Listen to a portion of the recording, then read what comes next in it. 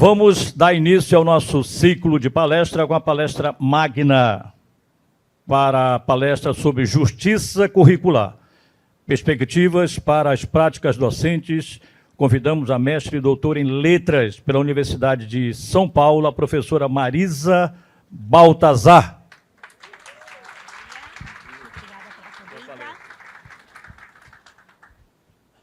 Bom dia a todos e todas. Uma alegria imensa estar aqui nesse início de ano letivo. Uma responsabilidade enorme falar depois de professora Arlete. Assino com ela já praticamente introduziu o coração dessa conversa, fico muito feliz. E queria iniciar contando de onde eu venho. Então, sim, venho da área de letras, venho de uma universidade de relevo no país, mas muito mais importante do que isso, e eu preciso contar, eu sou cria de escola pública. Essa é uma expressão que nós usamos muito em São Paulo, então significa que toda a minha formação de base, a qual eu devo parte da minha identidade pessoal, profissional, minha visão de mundo, meus valores, eu devo a colegas que ou já desencantaram ou se aposentaram e que hoje eu sinto aqui representados. Então, não posso deixar de fazer essa homenagem. É desse lugar que eu venho falar. E venho aqui também como uma voz coletiva. Nesse momento, eu atuo no Instituto IUNGO, que é um instituto parceiro da secretaria. Temos um processo longo de trabalho. Então, eu me sinto muito em casa. É a minha primeira visita a Manaus, mas eu já tive muito diálogo com muito educador, com muita educadora potente daqui. Eu sou meio caixeira viajante. Eu fico pelos territórios da Amazônia Legal e vou colhendo experiências, aprendendo com essas experiências. Então, entendam que a minha fala, ela ecoa uma construção, ela ecoa um coletivo que, por sua vez, só faz educação e só pensa em educação na interlocução com as secretarias. A gente não entende que seja possível nenhum processo fora desse. Então, é com muita humildade que eu venho aqui partilhar ideias, semear perspectivas teóricas e práticas. E o que eu desejo? Que, a partir dessa provocação, desse diálogo, dessa polifonia, cada gestor, cada gestora que está aqui e também os colegas que nos acompanham pela transmissão, os colegas que atuam no interior, possam sair mais fortalecidos em relação a essa perspectiva da justiça curricular, reconhecendo tudo o que já fazem de importante no cotidiano da educação, que não é simples, não é para amadores. Educação requer coragem, requer muito trabalho, requer muito diálogo e requer escolhas.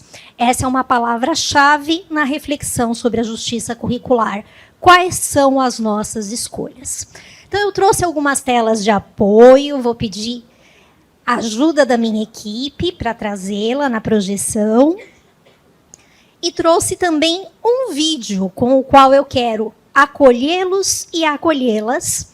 E essa minha escolha não é neutra. Acabei de dizer que as escolhas nunca são. Então, pensem também por que é que eu escolhi esse texto, essa voz, para inaugurar aqui essa nossa conversa. Então, peço apoio da equipe para projetar o vídeo, por gentileza, e com a licença de Nego Bispo, vamos lá.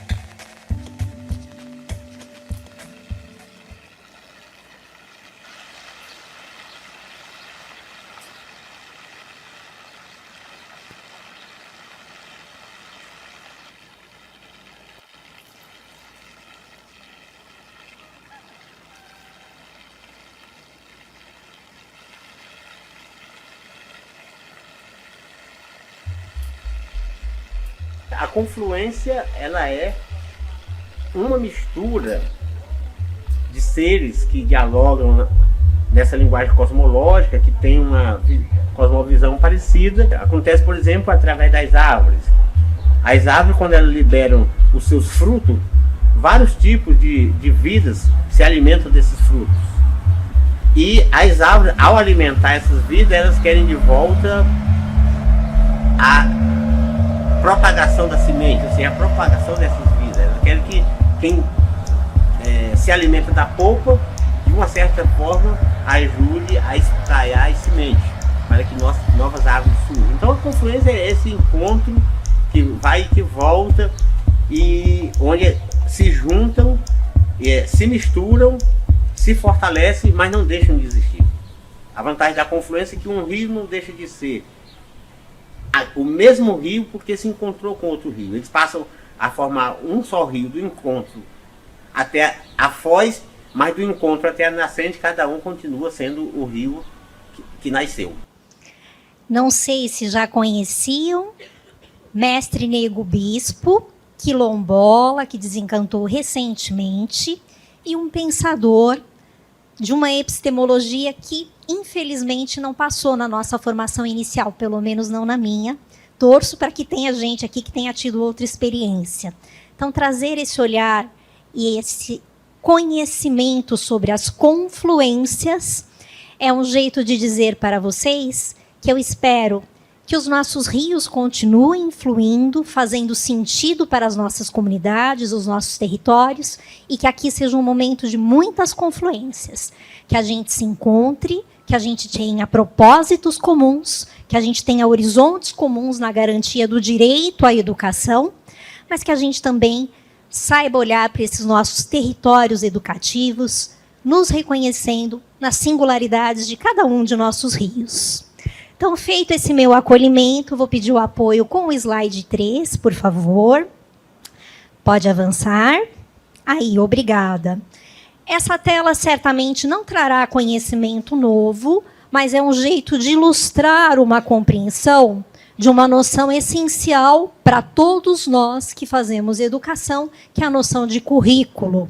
Tem muita discussão sobre currículo, a bibliografia é vasta, e eu escolhi Jimeno Sacristán, um espanhol, representante da teoria crítica do currículo, porque eu acho que ele consegue sistematizar de um jeito muito feliz aquilo que a professora Arlete falou para a gente, né? Esse trabalho de construção, essa corresponsabilidade, essa tessitura a muitas mãos, que é a educação como política pública de maior alcance no caso do nosso país. Então, vamos olhar um pouquinho para essa tela inspiradora e nos reconhecermos como sujeitos desse currículo que é processo e é praxis.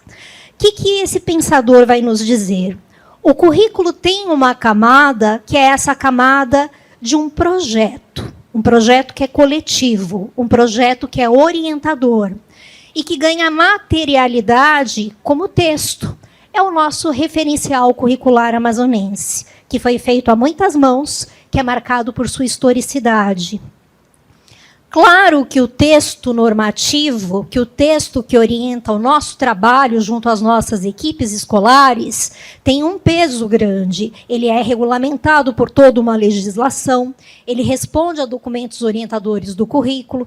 Então, nesse sentido, ele é um projeto que é nosso, do território amazonense, mas que também dialoga com decisões, construções de consensos em âmbito nacional. Tem toda uma responsabilidade em relação a isso. Mas olhem que bacana, esse currículo só vai ganhar vida na medida em que ele for interpretado. Há tradutores de sentidos para esse currículo. E, sem dúvida alguma, gestores e gestoras estão nesse lugar fundamental, essencial, de tornar a escola um espaço de diálogo para que o projeto coletivo do território, do Estado, se torne um projeto daquela equipe. Então, estamos falando dessa camada de produção de sentidos para o que diz o texto. Claro que isso vai variar conforme o repertório de cada equipe escolar, o conjunto de experiências que tem com a educação, o que traz de bagagem da formação inicial. Por isso é tão importante dialogar, garantir os momentos de construção, de pensamento conjunto. Depois tem essa camada maravilhosa que a gente chama de currículo em ação. É quando o currículo vira prática pedagógica. Aquela mágica bonita que acontece lá na sala de aula, na sala de leitura, que acontece nos nossos pátios, que acontece nos espaços que escolhemos para fazer uma educação de campo, que escolhemos para fazer estudos de caso. São as situações de aprendizagem quando garantimos o desenvolvimento integral de nossos estudantes e de nossas estudantes. Então, essa parte prática do currículo, ela tem que ver com os sujeitos reais e concretos que fazem parte daquela comunidade, daquele contexto. Já estamos entrando aqui no âmbito das singularidades, das forças e também dos desafios que cada comunidade enfrenta.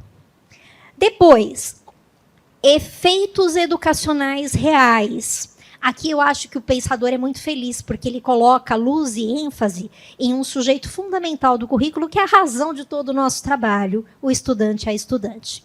Os efeitos reais estão lá na vida de cada menino e cada menina, e a professora Arlete há pouco falou, teríamos aqui muitas histórias para contar de como a educação atravessou, afetou positiva ou negativamente essas histórias. É disso que estamos falando quando pensamos nos efeitos do currículo. O currículo não é neutro de jeito algum. O currículo pode estar a favor de uma educação emancipatória, transformadora, democrática, comprometida com valores ligados a direitos humanos, à superação das desigualdades, ou o currículo pode estar a serviço de perpetuar e alargar as desigualdades. Então, quando pensamos em efeitos reais, é disso que estamos falando. O que significa esse estudante ter passado 8, 12 anos dentro da escola? O que isso agregou para a vida dele? O que isso agregou para a comunidade em que ele vive? E, por fim, mas não menos importante, os efeitos comprováveis do currículo e aqueles que podem ser comprovados pela avaliação em larga escala. Então, quando a gente fala dos índices, quando a gente fala dos resultados do SAEB, estamos olhando para essa face do currículo, essa que está na pontinha do processo. Por que eu gosto tanto dessa imagem? Porque a gente sabe que alcançar melhores resultados, garantir direitos essenciais de aprendizagem, como a proficiência leitora, como a resolução de problemas na matemática, enfim, fazer com que, de fato, eles dominem essas habilidades essenciais para tantas ações na vida, não se trata de um treino de habilidades, não se trata de um conjunto de exercícios isolados para que eles tenham sucesso com determinados descritores. Não é disso que se trata. Para que, de fato, eles alcancem esses resultados, todo esse processo do currículo precisa estar muito orgânico, precisa fazer muito sentido para os seus sujeitos. É sobre isso que vamos conversar um pouquinho mais. Pode avançar, por gentileza. Então, eu trago duas questões que eu não tenho a menor pretensão de responder aqui sozinha, o que é a justiça curricular, mas que eu vou tentar iluminar com algumas vozes inspiradoras, fazendo coro com a voz que me antecedeu. E uma segunda, essa eu espero que fique dormindo assim aqui no ouvidinho da gente ao longo de todo o ano letivo. Somos justos no processos e praxis com o currículo? Então, queria brincar aqui um pouquinho, e eu espero que vocês me ajudem nessa brincadeira que é bem séria. Quem acha que já é justo com o currículo, por favor, levante a mão.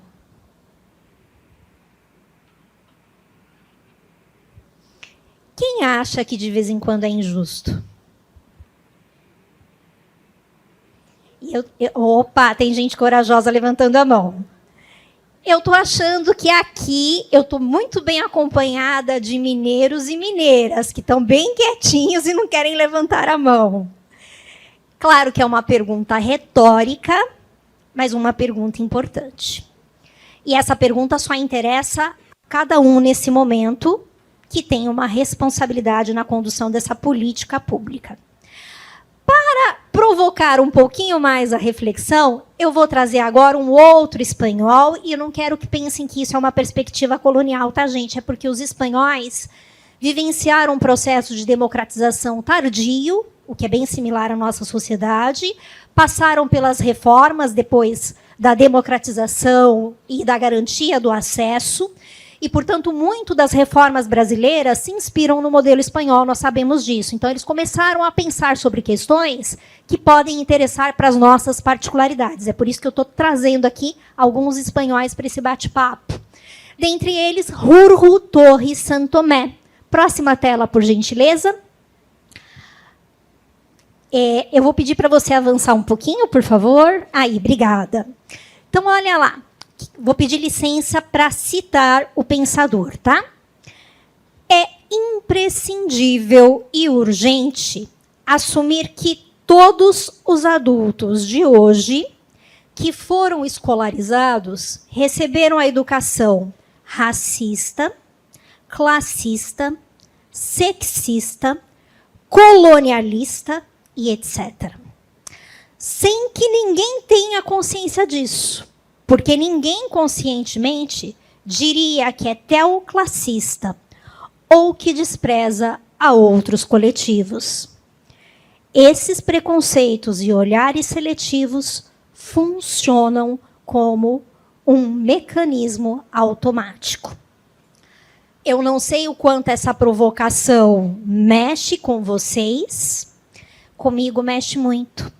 Porque eu me lembro que eu vim da escola pública e depois tive acesso a uma universidade de relevo, mas quando eu olho para a minha formação, eu não tive nenhum professor, nenhuma professora negro ou negra. Nenhum professor indígena, nenhuma professora indígena. Só depois, cuidando das minhas lacunas de formação, e sim, no chão da escola, fazendo parte de um território, fazendo parte de uma secretaria, eu fui professora pública da Secretaria de São Paulo, é que eu fui atrás dessas lacunas de formação e fui descobrir outras epistemologias, outros conhecimentos fundamentais para a história do nosso país. Esse é um país que nasceu de um processo de colonização. Esse é um país que teve um currículo escolar que, durante muito tempo, fez escolhas que não representavam a totalidade da população. E a gente precisa pensar sobre isso. Então, fica a provocação do Jurjo, e aí volta aquela pergunta: somos justos em relação ao currículo? Promovemos a justiça curricular ou não? Vamos pensar sobre isso, olhando para a fotografia que temos das nossas realidades, dos meninos e das meninas que fazem as nossas escolas. Quais são seus pertencimentos identitários? Que histórias de vida eles trazem? Que ancestralidades fazem parte de suas histórias? Podemos avançar um pouquinho mais, e agora eu trago para o nosso diálogo, uma perspectiva que já é uma perspectiva de legislação, tá? Então, essa resolução ela é recente, é a resolução número 2, que saiu em 13 de novembro de 2024, e que institui as diretrizes curriculares nacionais para o ensino médio, substitui a anterior. E aqui estamos falando de uma diretriz, ou de um conjunto de diretrizes, melhor dizendo, para todas as modalidades, não só para o regular. E mesmo que não atuemos só nessa etapa da educação básica, a gente sabe que a educação básica é um contínuo. Portanto, o que vem agora de novo com essa diretriz também ilumina o nosso trabalho nas séries iniciais, no segundo ciclo do fundamental e em todas as modalidades. É a primeira vez que a expressão justiça curricular aparece em um documento orientador dos currículos em âmbito nacional. E aí a gente precisa tomar cuidado, porque a gente sabe que palavras fortes, elas podem, assim como o texto do currículo, ganhar ou não vida, virar ou não praxis. Então, a gente precisa entender o que está em jogo para que a gente possa caminhar, fazer processo. O que é que vai dizer esse documento em relação à justiça curricular. Então, eu vou pedir licença para ler o trecho que vai definir justiça curricular e já ir dando algumas ênfases e fazendo aqui alguns comentários. Então, olhe como é que o documento define justiça curricular. Se trata de um princípio de organização do currículo. Então, estamos na parte de valores, estamos na parte dos porquês. Por que importa fazer educação? Que princípio conduz esse projeto de educação?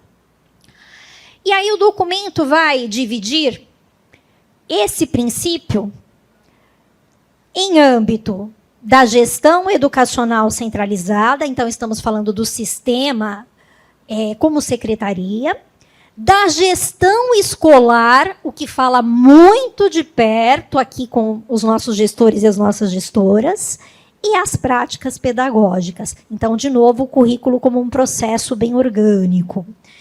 E aí, no tópico A, o documento vai dizer: fazer justiça curricular tem que ver com priorização de conhecimentos e conteúdos que são orientados para promoção, defesa e compromisso com a garantia de uma vida digna, atenção agora, para todas as pessoas.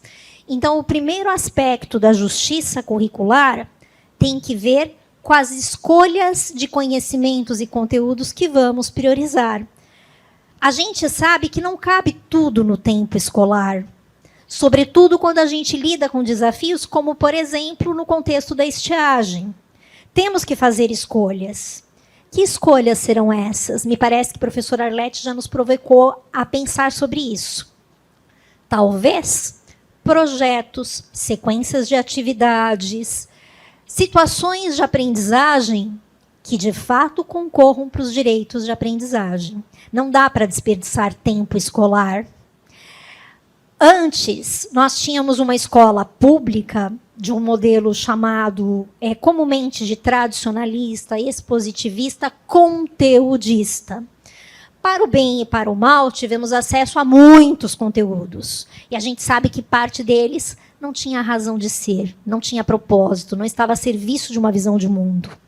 Depois a gente experimentou um outro movimento, e aí eu não preciso reinaugurar aqui o debate, né, da reforma do ensino médio, mas todo mundo aqui sabe que uma crítica bastante ferrenha, recebida especialmente da perspectiva acadêmica, é o quanto a reforma barateou conhecimentos importantes. Houve um esvaziamento dessa entrega intelectual, que sim, é responsabilidade da escola.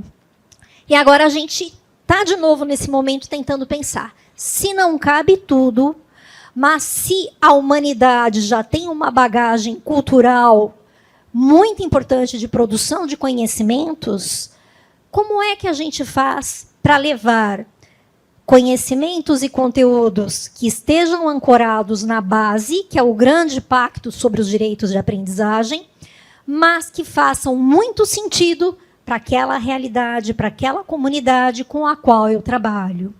Então, é disso que se trata. Justiça curricular é pensar sobre que conteúdos, sobre que experiências de aprendizagem, sobre que conhecimentos estamos promovendo. Não podemos perder tempo com ativismos. Não podemos perder tempo trazendo o estudante a estudante para o centro do processo sem propósito. Tudo tem que ter um porquê. E esse porquê é uma construção que só pode acontecer de maneira eficaz, bonita, potente, transformadora no chão da escola. Próximo tópico, por gentileza, nós temos aí o item B. Trata-se também de explicitar e materializar uma ética do cuidado e do bem viver nas relações entre o Estado e a sociedade. Gente, como eu fico feliz com esse tópico. A ética do cuidado, para nós, ela não é nova. A gente sabe que não se faz educação sem saber o nome dos meninos e das meninas que estão lá na minha escola, sem saber das histórias deles, sem que a gente os acolha, eles se sintam respeitados, se sintam esperados. Tem aqui, cadê a musa da busca ativa que eu conheci há pouco? Eu já perdi do olhar. Tá por aí? Ah lá, tá cheio de musas de busca ativa aqui, né? Sem que a gente vá atrás desse estudante, dessa estudante. Isso tudo faz parte dessa ética do cuidado. A professora Arlete falou também agora há pouco do cuidado que nós, gestores e gestoras, por homologia de processos, temos com nossos professores e nossas professoras. Eu não posso esperar da minha professora que ela respeite o seu estudante, que ela conheça seu estudante pelo nome, que ela cumprimente esse estudante, que ele perceba que está sendo esperado se a gente não tem o mesmo movimento com o nosso corpo docente. Nós sabemos disso. O respeito, né, a vontade de dialogar, de querer entender de fato a perspectiva dessa pessoa, a contribuição que ela traz para esse grupo de trabalho, viver na diferença. É disso que se trata quando falamos dessa ética do cuidado que vai pulsando na escola. Você coloca o pé na escola e você sente, essa é uma escola que cuida. Agora vejam que bonito, porque além dessa ética do cuidado, nessa nossa relação como profissionais que representam, né, o Estado nessa garantia do direito à educação, o documento assume algo fundamental para esse momento do país, que é essa cosmovisão, do bem viver. Para vocês isso não é tão novo, vocês já têm, inclusive, documentos aqui, né, unidades curriculares que chamam, né, o bem viver para dentro, a cosmovisão indígena. Então, esse jeito de conviver na fraternidade, de respeitar de fato o outro, e aqui algo que eu acho incrível, de entender que somos apenas uma forma de vida, dentre as outras formas de vida que estão junto partilhando a nossa experiência no planeta Terra, na Mãe Gaia, né, na Pachamama. Então, a gente sabe que pela primeira vez aparece essa preocupação mundial, não tem mais como negar, das mudanças climáticas e o que elas acarretarão em termos de injustiças trazidas aí por essas mudanças. Não dá para a gente fechar os olhos e achar que os modos de produção hegemônicos podem continuar os mesmos. Então, a gente, como humanidade, vai ter que pensar, tomar decisões. Essa é uma agenda fundamental para a educação. Então, uma escola que se pensa como parte da vida no planeta Terra, uma escola que aprende a respeitar as outras formas de vida, também é esperada nessa discussão de justiça curricular. Como é que a gente se comporta de fato? Quais são os recursos que a gente escolhe? Como é que a gente descarta esses recursos? Como é que a gente lida com a água ou com a escassez dela? Como é que a gente lida com o alimento ou com a falta dele? Tudo isso é processo educativo. E a gente vai ter que parar para pensar sobre isso. E, por fim, um ponto de muita força nessa discussão, então falamos da escolha dos conteúdos e conhecimentos, falamos dessa ética do cuidado e essa beleza de trazer, né, da epistemologia de vários povos indígenas, o bem viver. A gente tem essa convivência que a gente espera que seja solidária e democrática, comprometida com a realização cotidiana dos direitos humanos e a superação das múltiplas formas de exclusão, discriminação, preconceitos e opressão. Então, é uma parte importante para a gente vigiar. Uma escola que se quer democrática, e a gente vai colocar isso nas nossas propostas pedagógicas, não é? Ela tem que ter escuta dos estudantes. Se a gente não ouve esses jovens, esses adolescentes e essas adolescentes, como é que a gente vai acertar a mão nas nossas escolhas? E isso não quer dizer que vamos desenhar os direitos de aprendizagem a partir só do que eles desejam. Não é disso que se trata. Mas vamos pensar em como contextualizar os direitos de aprendizagem, pensando nas suas angústias, nas suas inquietudes, nos seus sonhos, nas suas participações na vida em sociedade. Quanta coisa potente tem dentro da sala de aula, a gente sabe disso. Vamos dialogar com isso e tomá-los, não como chavão, né, protagonismo, palavra que ficou bastante na moda e que a gente usou tanto, mas como sujeitos que, de fato, precisam participar e dialogar. Como é bom quando o gestor e a gestora é reconhecido como aquele ouvido de escuta, alguém que vai, de fato, acolher, que vai fazer processo com o que esse menino e essa menina traz.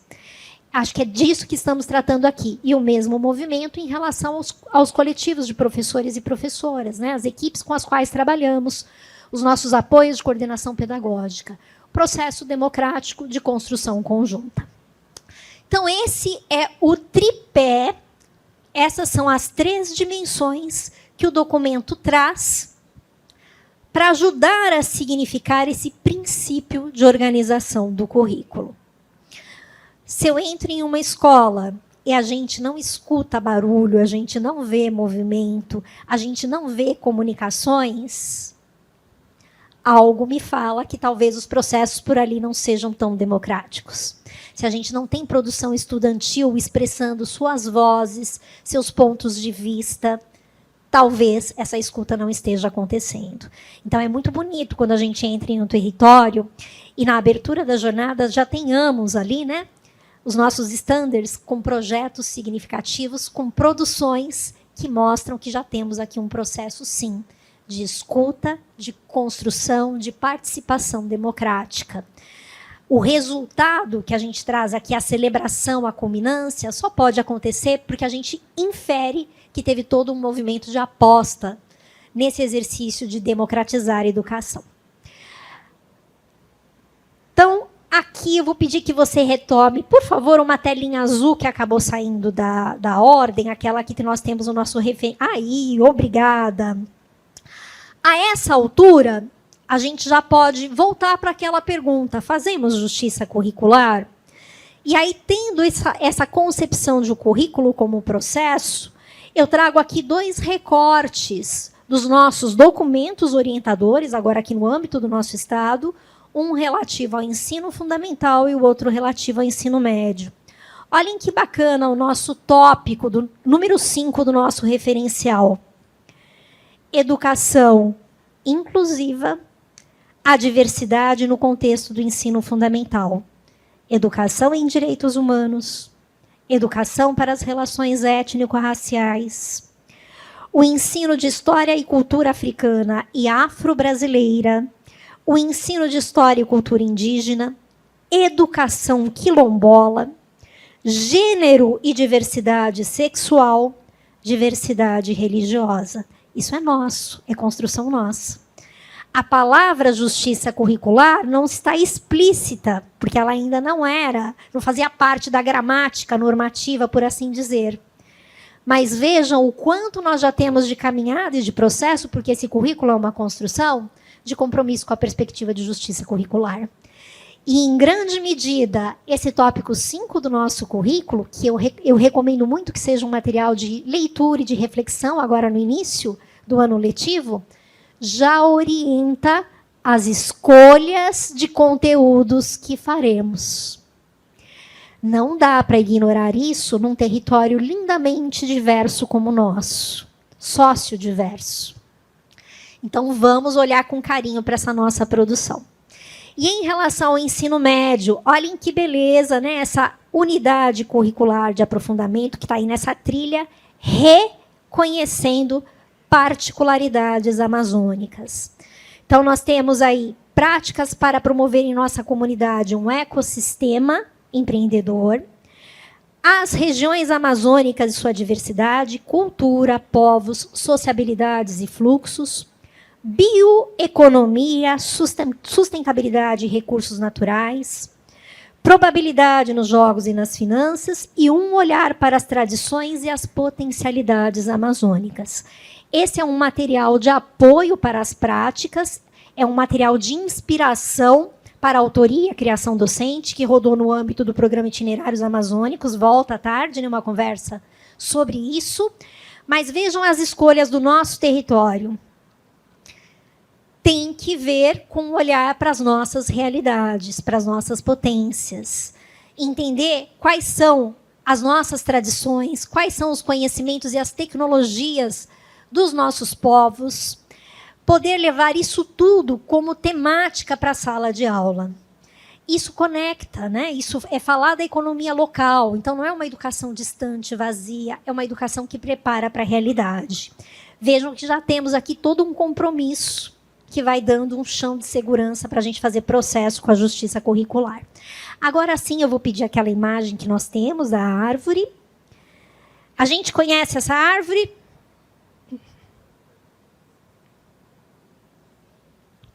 Quem sim, dá um sinalzinho com a mão. Quem não, quem nada. Vou pedir licença aos meus colegas biólogos e biólogas, vou ter aqui a ousadia de falar um pouquinho dela, e também a quem pertence aqui a alguma etnia indígena, para falar da paxiúba, conhecida como a palmeira que anda. É de uma lindeza essa árvore andante, porque ela tem no seu processo esse movimento de ir soltando as raízes que já cumpriram a sua função e gerando novas raízes, e com isso esse tronco vai caminhando. A paxiúba é uma árvore andante. E ela está presente em vários mitos de vários povos indígenas, e ela é também matéria-prima para a construção de vários artefatos, vários utensílios para os cotidianos desses povos, inclusive para a produção de flautas, usadas nas práticas de cantos sagrados, em vários ritos.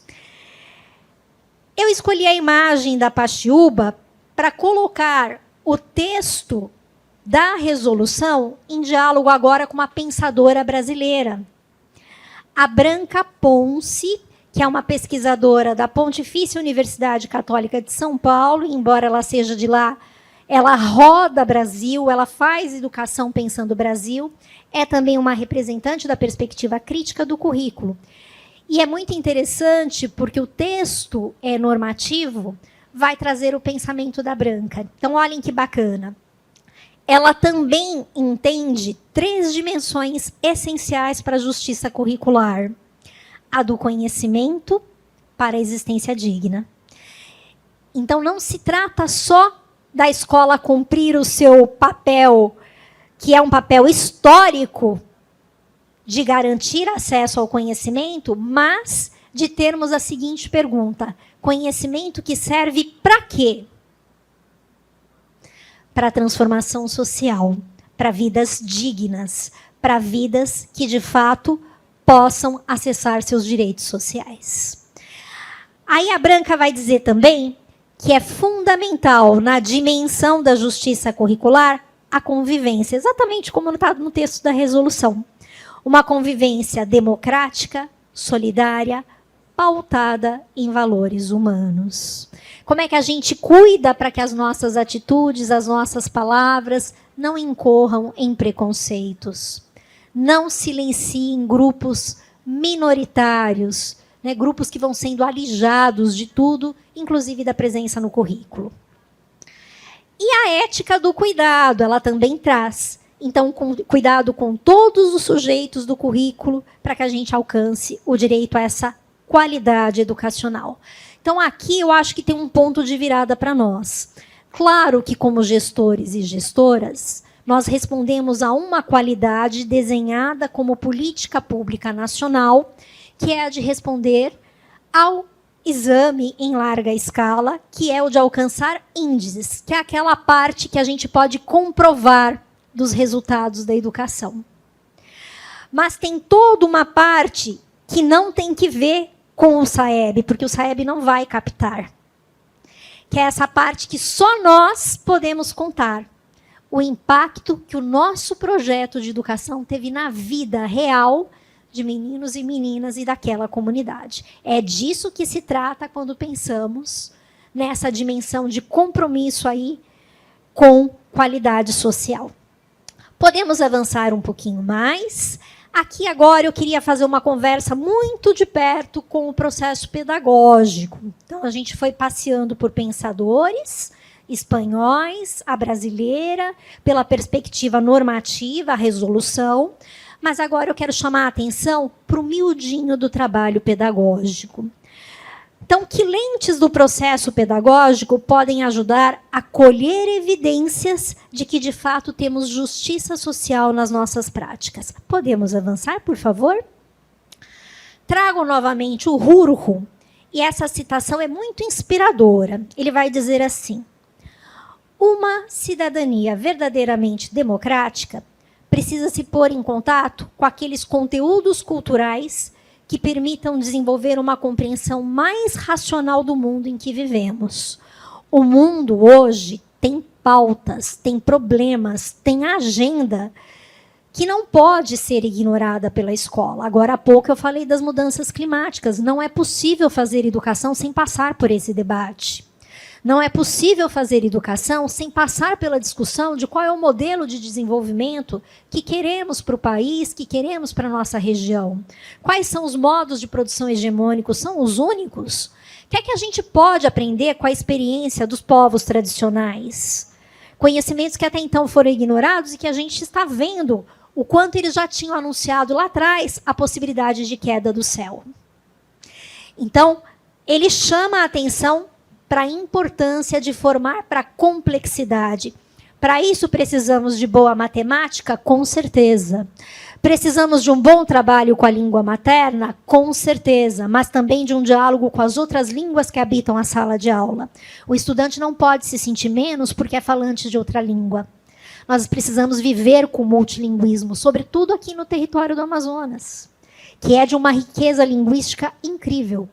Quantas línguas de diferentes etnias, dos estudantes migrantes que nós acolhemos, precisamos lidar com tudo isso. O que mais que ele vai colocar em debate? Além dessa escolha de conteúdos significativos que espelhem a complexidade do mundo contemporâneo, ele vai falar: precisamos trabalhar com metodologias didáticas que propiciem o desenvolvimento de um pensamento crítico e criativo, que possibilitem entender, argumentar e conviver com pessoas de distintas culturas, ideias e ideais. Acabou o tempo, felizmente, graças aos deuses e deusas da verdade única. Nós temos uma perspectiva do conhecimento. É uma. Quanto mais a gente puder levar para a sala de aula, isso não é fácil de ser feito, talvez aí tenhamos um desafio bem grande. Quanto mais pudermos olhar para a nossa formação e entender que ela é uma bagagem, que ela é uma perspectiva, mas que existem outras, e levarmos essa pluralidade para os estudantes, para que eles possam decidir de acordo com seus valores, de acordo com suas visões de mundo, mas nós cumprimos com esse papel de uma escola que faz um trabalho democrático, dialógico. As escolhas metodológicas, os caminhos que escolhemos para isso, precisam promover essas trocas. E estamos falando de coisas muito simples do dia a dia da sala de aula, quando, por exemplo, a gente vai resolver um problema de matemática, e em vez de eu, professor, resolver e ilustrar o meu caminho, eu incentivo os estudantes a resolverem juntos, a tornar invisível o pensamento que tiveram para resolver, a discutirem ali os argumentos matemáticos, compararem e construírem um consenso. Eu vou provocando, eu vou problematizando. Em relação à leitura, é o mesmo movimento. Eu fiz muita observação de sala de aula, e às vezes, sobretudo quando eram colegas iniciantes, né, que aí sai da faculdade sem ter tido essa experiência da formação que a gente carrega quando está ali na lida mesmo, né, com os nossos pares. E às vezes elas preparavam com tanto carinho a interpretação de um texto, fazia aquela leitura maravilhosa, pegava lá todas as nuances, o que estava nas entrelinhas, como é que uma palavra gerava sentidos, como é que tinha ali um exercício de intertextualidade. Era lindo o movimento. Depois ela me perguntava assim: e aí, professora, gostou? E aí, com muito cuidado, eu tinha que arranjar um jeitinho de dizer: eu achei linda a sua proficiência leitora, mas eu não sei como é que ficaram as leituras dos meninos e das meninas. Então, nós estamos necessitando de uma pedagogia que pergunte, que problematize, mais do que dar respostas. E isso não é fácil, porque nós saímos de uma formação inicial em que os nossos mestres de referência eram fontes quase que exclusivas. Então, eles definiam a bibliografia, eles definiam o recorte, eles definiam as perspectivas. A gente, muitas vezes, silenciava, acompanhava e aplaudia, né? Quão brilhante eram aquelas carreiras. Agora, o movimento é o contrário. Se eu quero gente que entenda o problema, que pense sobre ele, que acione conhecimentos, que discuta que conhecimentos são relevantes, que tornem visíveis os seus processos, que se empoderem na metacognição, eu não posso mais ter só o modelo de exposição. Claro que ele também é importante em determinados momentos, é óbvio que sim. Boas aulas expositivas continuam fazendo sentido, mas a gente tem que ter um equilíbrio. É necessário haver bons projetos, bons estudos de caso, bons debates, boas rodas de conversa, tertúlias de leitura. Como é que a gente vai melhorar os resultados de leitura se a gente não circula textos na escola? Se a gente não forma uma comunidade leitora? Se a gente não junta o que a gente tem de acervo, seja ali no nosso singelo acervo escolar, mas também nas parcerias com as outras localidades do território, as bibliotecas públicas, que podem também ajudar nesse trabalho. Então, a gente precisa repensar com muita força os caminhos metodológicos para que a gente possa colocar esse estudante aí nesse lugar de quem pensa, entende, diagnostica, traz propostas, traz intervenções e, sim, usando o conhecimento que é acumulado pela escola e com o qual nós sabemos lidar lindamente, né? A gente sabe fazer isso muito bem. Lidar com conteúdos não é um problema para nós sabemos fazer isso bem. O que está em jogo agora é com que caminhos metodológicos e com que propósitos.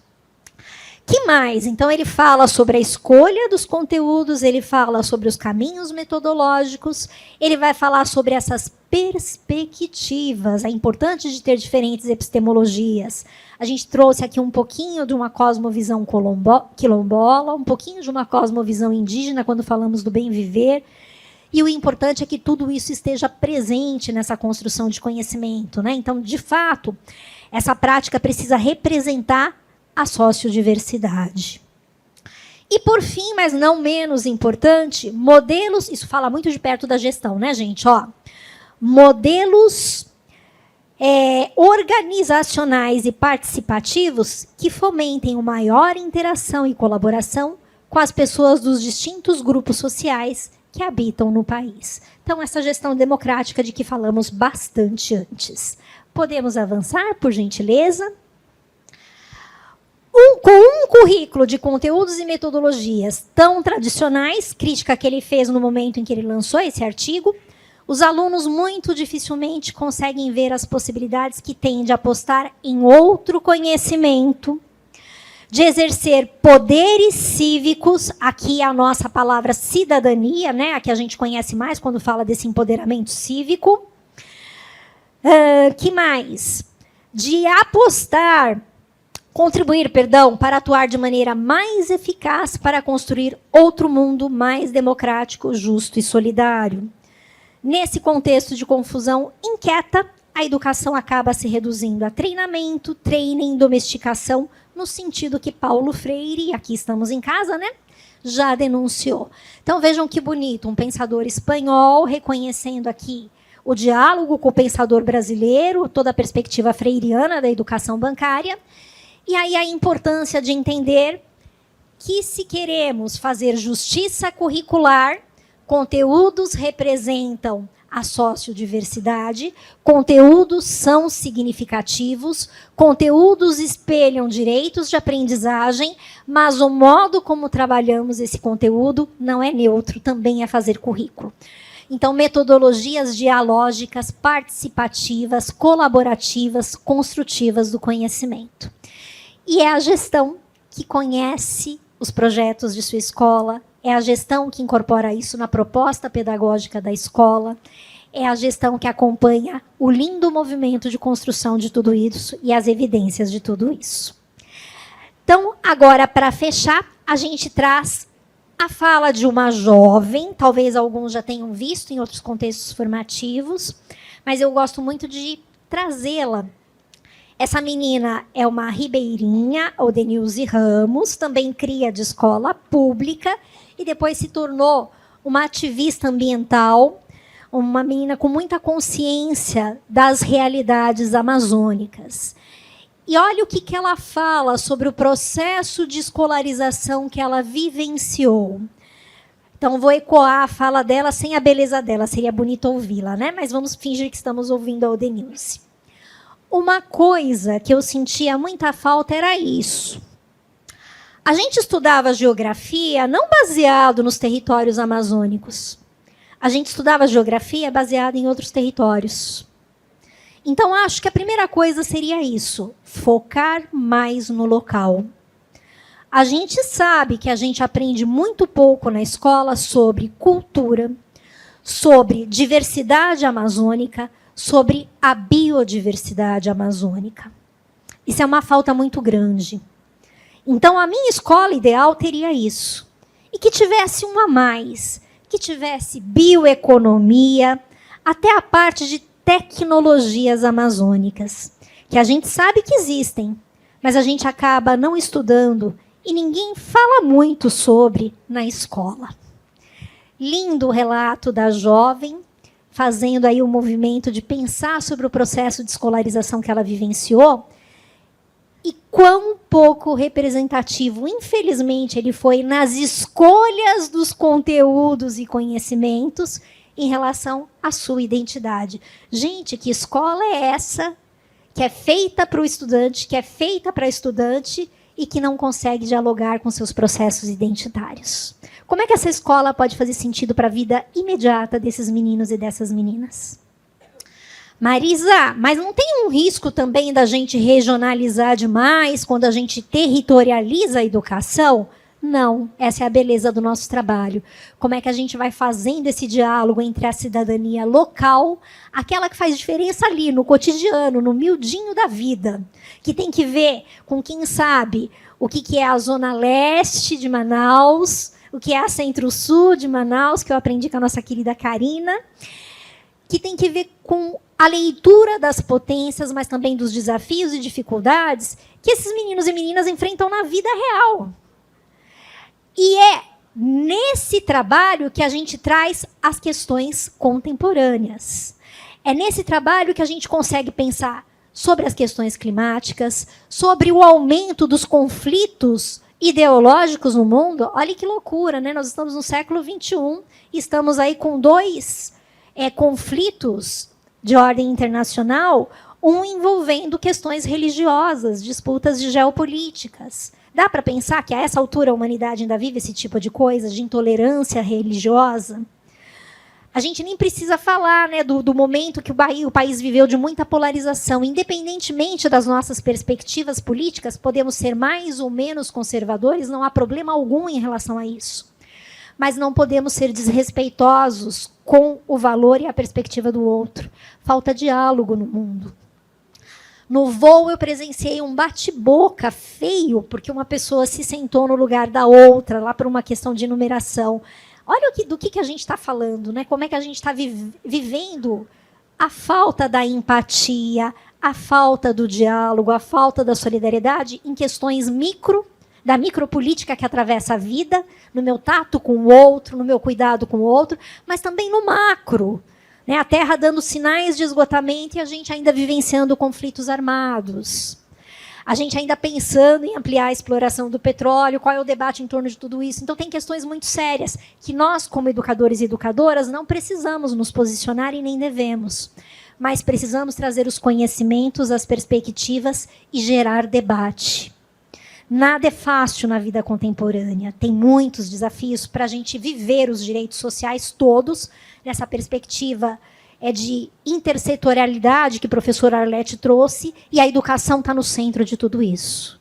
Então, não que a educação vá resolver todos os problemas sociais, mas ela pode alienar, ela pode tornar muito frágil o conhecimento, ela pode não dar as ferramentas que serão necessárias para que as juventudes lidem com o momento que estamos deixando para elas. A escola pode e deve fazer isso, né? Uma obrigação legal, os direitos de aprendizagem estão dados. Então, o convite é que a gente faça isso com uma paxiúba, que a gente olhe para o que a gente já tem de raiz, de construção de processo histórico, e esse território tem muito processo, mas que a gente também vá criando novas pequenas raízes para pequenos deslocamentos em relação à perspectiva da justiça curricular. Então, que aquela pergunta com a qual abrimos aqui a conversa, né, somos justos na hora de fazer currículo, fique aqui guardadinha, fazendo barulho, um bom barulho no ouvido da gente, no momento de todas as decisões, nos momentos formativos lá na ponta, no momento de diálogo com as nossas equipes. Então, pode avançar, por gentileza. Eu quero fechar, eu abri deixando o Nego Bispo, mestre quilombola, e eu quero deixar aqui um poema de Sulamita Marques, que é uma pesquisadora aqui do INPA. Ela é bióloga, educadora ambiental e artista, multiartista.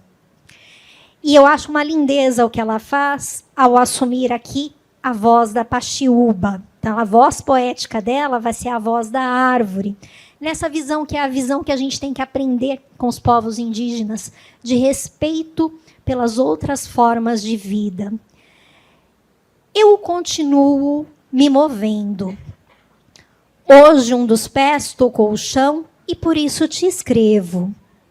A cada segundo estou mais perto de algo. Sou a palmeira que te falei, aquela amazônica que anda.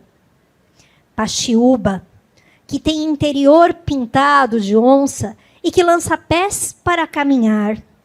Além de andar, eu também flutuo e sei nadar. Aprendi a ficar submersa. Meus filhos são grandes esferas e eu os ensinei a boiar. Penso no frunto redondo que agora, cerrado ao meio, pode estar em 2 lugares. Metamorfoseou-se em 2 cuias, que são, na verdade, 2 partes da mesma coisa, que são, na verdade, uma modificação, uma reorganização de toda a matéria do mundo.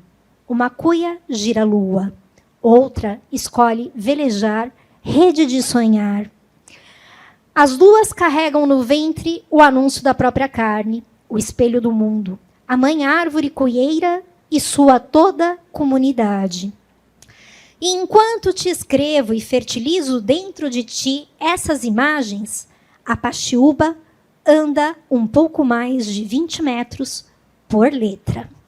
Então, recebam o meu abraço fraterno, o meu desejo de um ano letivo muito significativo, de muitas conquistas de direitos de aprendizagem e que a gente possa ser um pouquinho Paxiúba nessa caminhada aí de dar vida à justiça curricular.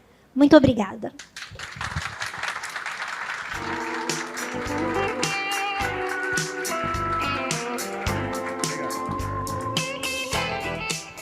Nossos agradecimentos à mestre e doutora professora Marisa Baltazar pela excelência da palestra magna Justiça Curricular.